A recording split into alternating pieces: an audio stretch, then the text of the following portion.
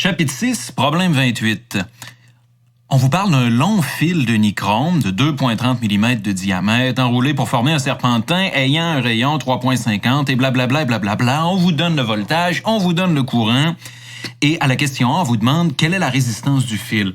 Pour la question A, on a seulement à faire une loi d'Ohm avec le voltage qu'on nous fournit, 240 volts, le courant mesuré par l'ampèremètre. J'ai pris la peine de faire le dessin, là. C'est comme si l'ampèremètre était branché en série avec la source de voltage de 240 volts.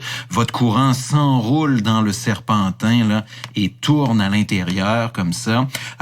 Typiquement, là, c'est le principe des calorifères, là, avec un voltage comme ça et puis une tension de 240 et puis un courant de 8,57. Là, on pourrait croire que ça sert à chauffer quelque chose, ce machin-là.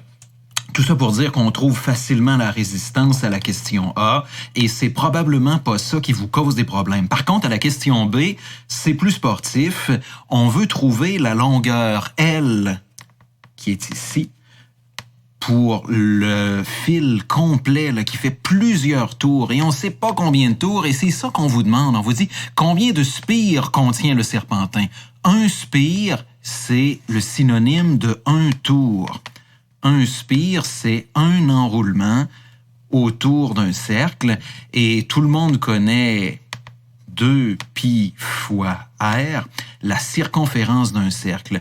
Ça veut dire que si on a n fois la circonférence du cercle, on va avoir la longueur L totale de fil que ça prend pour enrouler tout le serpentin au complet avec ses n majuscules nombre de tours.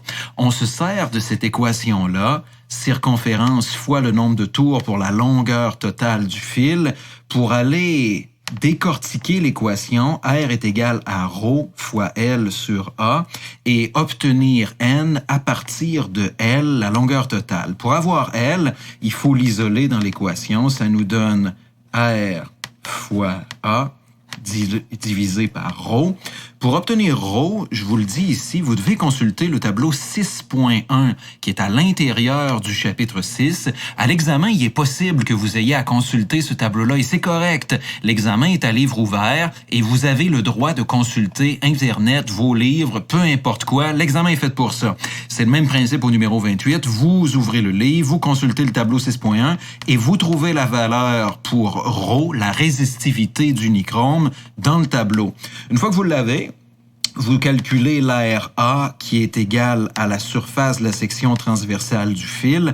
La surface de la section transversale du fil, on la calcule avec A est égal à pi fois R carré ou directement pi fois D carré, le diamètre divisé par 4.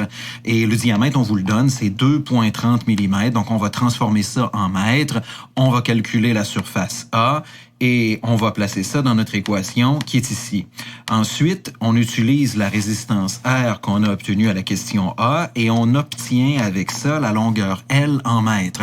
Ensuite, vous isolez N, le nombre de tours, en prenant la longueur et en divisant par 2π fois petit r. Le r qu'il faut utiliser, c'est bien sûr le rayon du serpentin et non pas le rayon du fil de nichrome lui-même. Ensuite, vous allez avoir n. C'est peut-être pas un nombre entier, c'est pas grave. Si jamais ça vous donne un nombre qui n'est pas entier, c'est qu'on fait pas tout à fait 5 tours. Par exemple, on va faire 5 tours et demi, 5 tours et quart, 5 tours et tiers. Et ça, c'est pas grave pour nous. On donne la réponse et c'est réglé. Alors voilà, chapitre 6, P28, c'est pas plus compliqué que ça.